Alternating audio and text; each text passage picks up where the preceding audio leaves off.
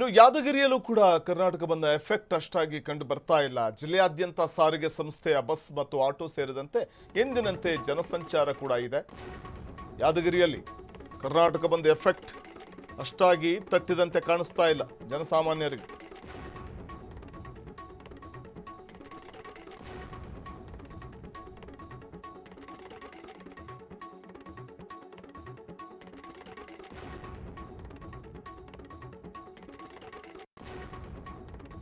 ಯಾದಗಿರಿಯಲ್ಲಿ ಕರ್ನಾಟಕ ಬಂದ್ಗೆ ಅಂಥ ಒಂದು ಪ್ರತಿಕ್ರಿಯೆ ಸಿಕ್ಕಿಲ್ಲ. ಜಿಲ್ಲೆಯಾದ್ಯಂತ ಸಾರಿಗೆ ಸಂಸ್ಥೆ ಬಸ್ಗಳು ಮತ್ತು ಆಟೋ ಸೇರಿದಂತೆ ಖಾಸಗಿ ವಾಹನಗಳ ಸಂಚಾರ ಯಥಾಸ್ಥಿತಿ ಕಂಡು ಬರ್ತಾ ಇದೆ.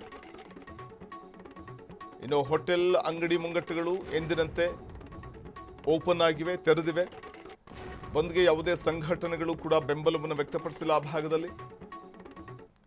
ಯಾಕಂದ್ರೆ ಕರ್ನಾಟಕ ಬಂದ್ ಕೇವಲ ಕಾವೇರಿ ನದಿ ನೀರಿನ ವಿಚಾರಕ್ಕೆ ಮಾತ್ರ ಕರೆ ಕೊಟ್ಟಿಲ್ಲ. ಕರ್ನಾಟಕ ಬಂದ್ಗೆ ವಾಟಾಳ್ ನಾಗರಾಜ್ ನೇತೃತ್ವದಲ್ಲಿ ಉತ್ತರ ಕರ್ನಾಟಕ ಭಾಗದ ನದಿ ನೀರಿನ ವಿಚಾರಕ್ಕೆ ಸಂಬಂಧಪಟ್ಟಂತೆ ಮತ್ತೆ ಬೆಳಗಾವಿ ಕರ್ನಾಟಕದ ಅವಿಭಾಜ್ಯ ಅಂಗ ಅಂತ ಘೋಷಣೆ ಮಾಡಬೇಕು ಅನ್ನುವಂಥದ್ದು ಸೇರಿದಂತೆ ಹಲವು ಬೇಡಿಕೆಗಳನ್ನು ಮುಂದಿಟ್ಟುಕೊಂಡೆ ವಾಟಾಳ್ ನಾಗರಾಜ್ ನೇತೃತ್ವದಲ್ಲಿ ಕರ್ನಾಟಕ ಬಂದ್ಗೆ ಕರೆಯನ್ನು ಕೊಡಲಾಗಿದೆ.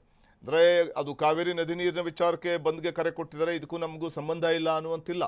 ಅಂದರೆ ಓವರಾಲ್ ಕರ್ನಾಟಕದ ಜನತೆ ನದಿ ನೀರಿನ ವಿಚಾರ ಬಂದಾಗ ಒಗ್ಗೂಡಬೇಕು, ಕರ್ನಾಟಕ ಬಂದ್ಗೆ ಕರೆ ಕೊಟ್ಟಾಗ ಅದಕ್ಕೆ ಒಂದು ಉತ್ತಮವಾದಂಥ ಒಂದು ರೆಸ್ಪಾನ್ಸನ್ನು ಮಾಡಬೇಕು ಅನ್ನುವಂಥದ್ದು ಕನ್ನಡ ಪರ ಸಂಘಟನೆಗಳು, ವಾಟಾಳ್ ನಾಗರಾಜ್ ನೇತೃತ್ವದ ಕನ್ನಡ ಪರ ಸಂಘಟನೆಗಳ ಆಗ್ರಹವಾಗಿತ್ತು.